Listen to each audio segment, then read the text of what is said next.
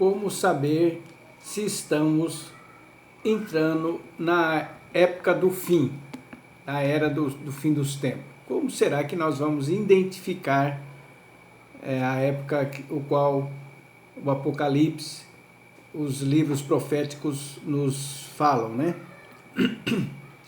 Muitos pregadores falam que nós não devemos olhar para Jerusalém, para Israel, para o povo físico israelita. Mas na verdade nós devemos olhar sim, porque é de lá, é sobre eles que todas as profecias apontam.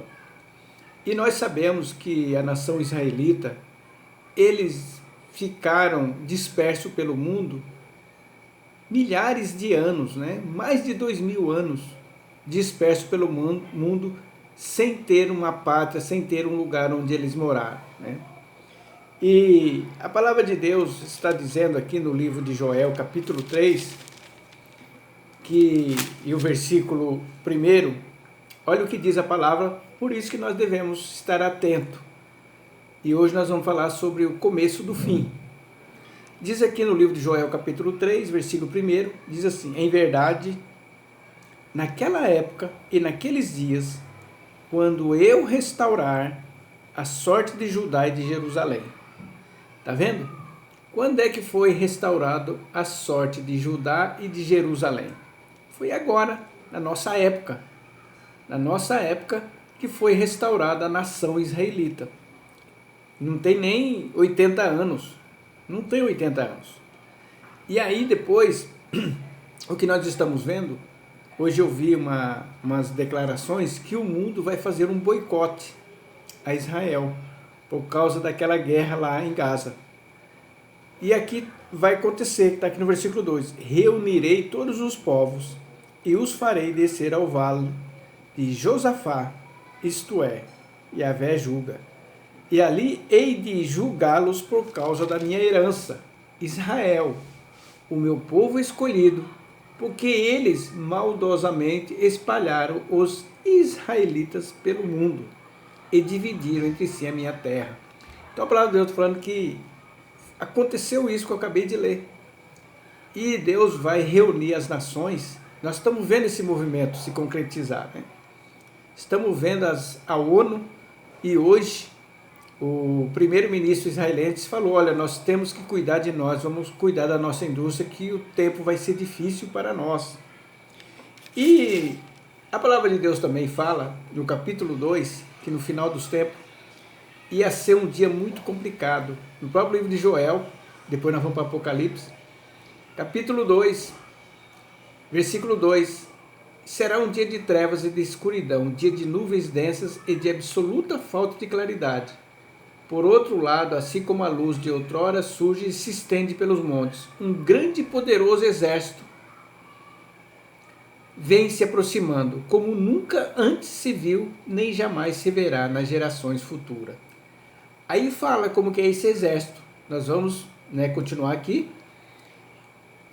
versículo 4 do capítulo 2 de Joel. Eles têm aparência de cavalos e correm como cavaleiros quando atacam galopando. E o versículo 6, perante ele os povos se contorcem, apavorados e aflitos. Todos os rostos ficam pálidos de medo.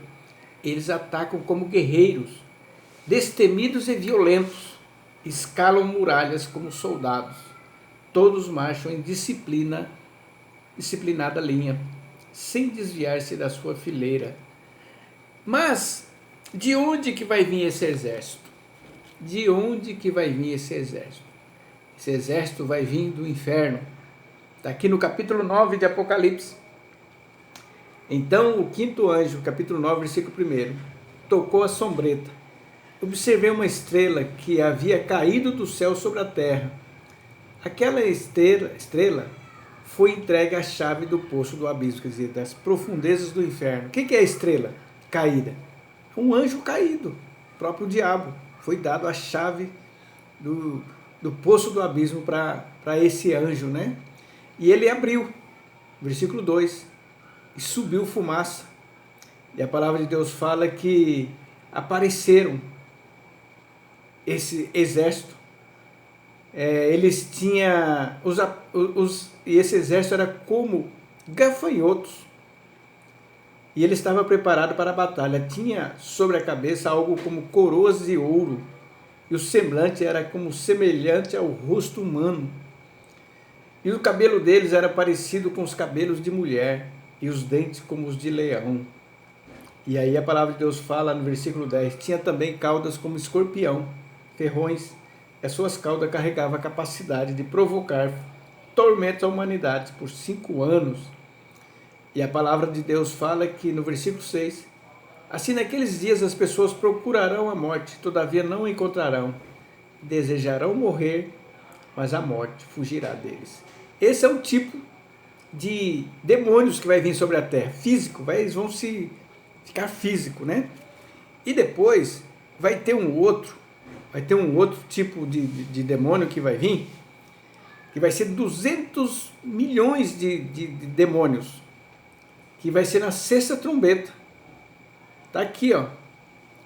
E o número dos cavaleiros que formavam o exército era de 20 mil vezes 10 milhares, de acordo com o número que eu ouvi. Quer dizer, 20 mil vezes 10 milhares são 200 milhões. Os cavaleiros, as montarias que vi, em minha visão, tinha esta aparência. E estava falando que eles tinham boca que lançava enxofre, fogo e enxofre, né? Então, meus amigos, meus irmãos, nós estamos vendo aqui coisas que vão acontecer brevemente, porque a maior sinal desses acontecimentos é aqui a restauração do povo hebraico, judeu, que aconteceu em 1945, 1947, né? E nós estamos vendo as profecias se cumprir.